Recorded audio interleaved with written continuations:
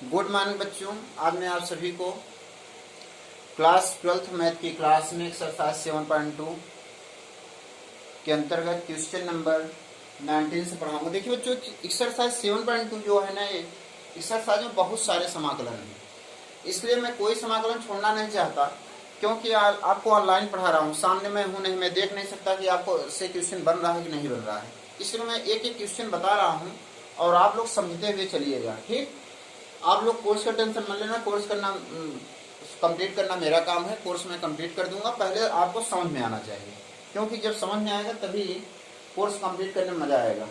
ठीक, केवल कोर्स पूरा करने से कुछ नहीं होगा अगर आपको नहीं समझ में आ रहा तो। इसलिए पहले आप मन लगा के समझिए कि क्वेश्चन देखिए, जैसे ही आपको समझ में आने लगेगा वैसे हमारी स्पीड बढ़ जाएगी। ठीक, तो अब देखिए क्वेश्चन नंबर 19 है बच्चों, इंटीग्रेशन e की पावर 2x माइनस 1 बटे e की power 2x plus 1 dx। Question number 19 है इंटीग्रेशन e की पावर 2x माइनस 1 बटे e की पावर 2x प्लस 1 यहाँ dx। इसका समाकलन बच्चों, तो यहाँ मैं करता क्या हूँ, अंश और हर में e की पावर x कॉमन ले लो।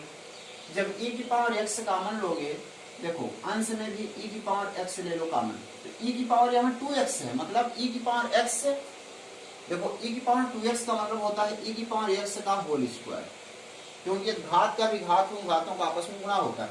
इसका मतलब हुआ कि e की पावर x इंटू e की पावर x। जब एक तो e की पावर x बाहर हो गया तो यहाँ क्या बचा, e की पावर x। अब यहाँ 1 है और e की पावर x कॉमन ले रहे हो, तो e की पावर x कैसे कॉमन होगा, जब यहाँ e की पावर x, देखो यहाँ पर क्या होगा, यहाँ जब कॉमन लोगे ना, देखो यहाँ 1 है और e की पावर x कॉमन ले रहा है, तो यहाँ मैं लिख देता हूँ e की पावर x। अब देखो अगर इसका मैं गुणा कराऊं तो इससे कैंसिल हो जाएगा, तो यहाँ क्या मिलेगा 1।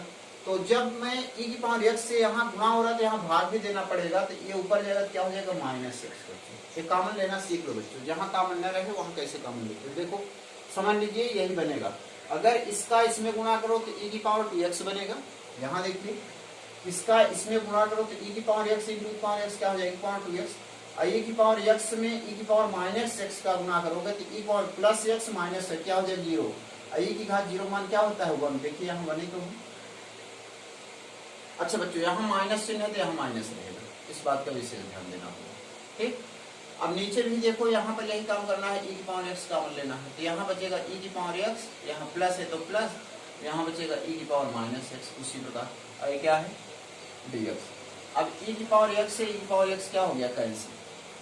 अब इसको मैं t मानूं जो हर में है, तो यहाँ मानूंगा, माना e की पावर x प्लस e की पावर माइनस x बराबर t।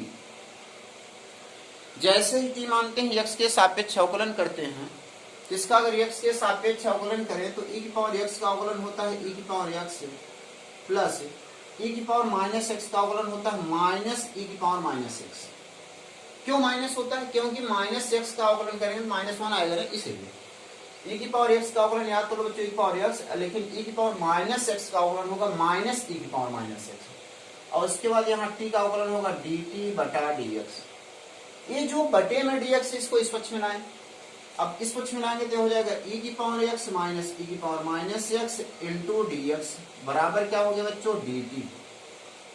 अब इसको यहाँ पर पुट कर दे, ए यहाँ पर देखो, यहाँ पुट करें तो इंटीग्रेशन e की पावर x माइनस e की पावर माइनस x dx। देखो बच्चों यहाँ क्या है, e की पावर x माइनस e की power minus x into dx, यहाँ भी यही है, e की पावर x माइनस e की पावर माइनस x dx बराबर किसके, dt के। यहाँ हो गया dt बटे में देखो e की पावर x प्लस e की पावर माइनस x, e की पावर x प्लस e की पावर माइनस x बराबर क्या है t, तो इसके स्थान पर रख दें t। और इसका समाकलन क्या होता है, 1/t का समाकलन होता है log mod ऑफ t।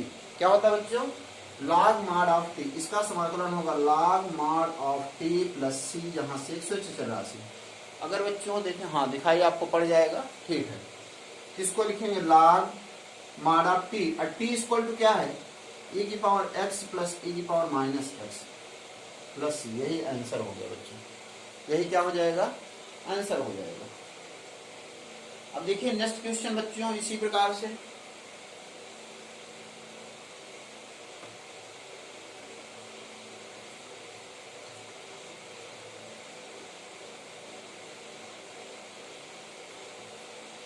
ये क्वेश्चन नंबर 20 है। e की पावर 2x माइनस e की पावर माइनस 2x बटे e की पावर 2x प्लस e की पावर माइनस 2x और यहाँ डी। अब देखो इसमें कुछ कॉमन नहीं लेना है, इसमें डायरेक्ट उस रूप में बना है पावर x के रूप में, तो हर कोई भी टी मान लो बस हो गया। इसमें मान लेंगे माना e की पावर 2x प्लस e की पावर माइनस 2x बराबर टी। अब इसका अवकलन e की पावर 2x का अवकलन होगा e की पावर 2x। देखो बच्चों निहित फलन है ये, e की पावर 2x का अवकलन e की पावर 2x। जब 2x का अवकलन करेंगे तो यहाँ आएगा 2। ठीक, अब उसके बाद देखो e की पावर माइनस 2x का अवकलन होगा माइनस e की पावर माइनस 2x और यहाँ 2x का अवकलन करेंगे तो 2 बाहर हो जाएगा और उसके बाद t का अवकलन होगा dt बटा dx। अब देखो यहाँ मैं 2 कॉमन ले लूं, अगर 2 कॉमन ले लूं तो यहाँ बचा e की पावर 2x माइनस e की पावर माइनस 2x और a dx इधर ला दूं बराबर क्या हो गया dt। और जो a वाला 2 है देखो बच्चों यहीं पर सॉल्व मैं करता हूं, जो ये 2 गुणा में है इसको यहाँ से हटाकर यहाँ भेज दूं बटे में चला जाए।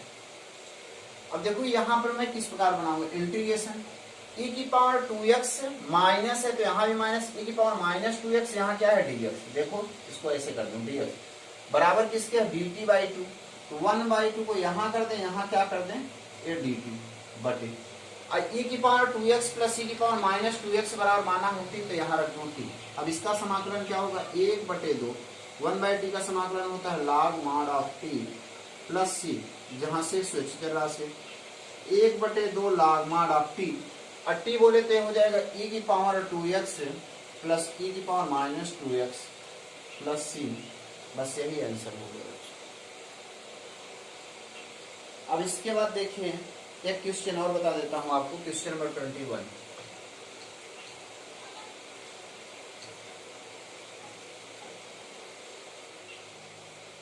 क्वेश्चन नंबर 21 है बच्चों, बहुत अच्छा क्वेश्चन है। tan स्क्वायर 2x माइनस 3 और यहाँ dx। देखो बहुत अच्छा क्वेश्चन बच्चों। tan स्क्वायर x का हम डायरेक्ट समाकलन नहीं जानते हैं, लेकिन हम एक फार्मूला जानते हैं। फार्मूला क्या जानते हैं?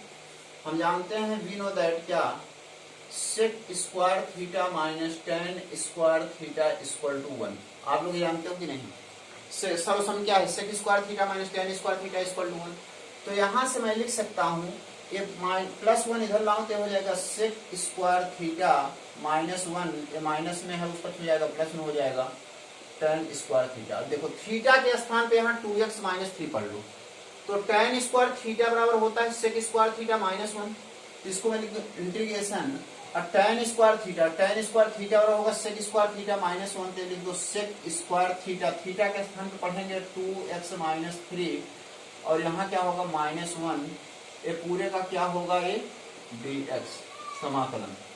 अब दोनों का अलग अलग समाकलन कर दो बच्चों, तो integration sec square 2x minus 3 dx और माइनस 1 का समाकलन इंटीग्रेशन 1 dx। अब sec स्क्वायर t का समाकलन होता है tan t। देखो sec स्क्वायर थीटा का समाकलन होता है tan theta, sec square theta का समाकलन क्या होता है tan थीटा। ये हो जाएगा tan, अब थीटा के स्थान पे क्या है 2x माइनस 3। बच्चों याद कर लो sec स्क्वायर थीटा का समाकलन होता है tan थीटा। ठीक, लेकिन एक बात यहाँ ध्यान रखना पड़ेगा, x का गुणांक अगर जो भी है, x का गुणांक यहाँ 2 है तो इसमें 2 से क्या देना होगा भाग देना होगा समाकलन करते समय, अवकलन में यही गुणा हो जाता है। ठीक, और उसके बाद 1 का समाकलन क्या होगा x आगे प्लस c, जहां c एक स्वैच्छिक राशि, यही आंसर होगा बच्चों।